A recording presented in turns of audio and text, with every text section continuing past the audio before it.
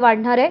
जनविकास परिवर्तन आघाडीचे शेकडो कार्यकर्ते आज पक्षप्रवेश करणार आहेत। मुख्यमंत्री अजित पवार, पक्षाचे अध्यक्ष सुनील तटकरे, माजी मंत्री धनंजय मुंडे यांच्या उपस्थितीमध्ये हा प्रवेश होणार आहे। या प्रवेशामुळे राष्ट्रवादी काँग्रेस अजित पवार गटाची ताकद केज मतदारसंघात वाढणार आहे।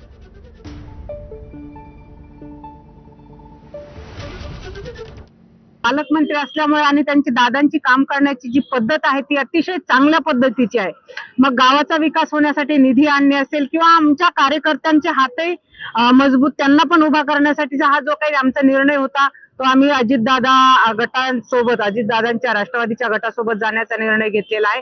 कारण संपूर्ण कार्यकर्त्यांचा सन्मान होईल, काम करण्याची पद्धत दादांची खूप चांगली असल्यामुळे निश्चितच आमचा केजचा विकास होण्यासाठी आम्हाला ते गरजेचं असेल आणि म्हणून आम्ही तो निर्णय घेतलेला आहे। जनविकास मदत करीत असताना समजा परळी मतदारसंघ असेल या ठिकाणी धनंजय मुंडे साहेबांना मदत केली आणि अशा पद्धतीनं विविध भागामध्ये जनविकास परिवर्तन आघाडी स्वतंत्र असल्यामुळं त्यांनी आपल्या व्यक्ती बघून त्यावेळेस आम्ही त्यांना मदत केलेली आहे।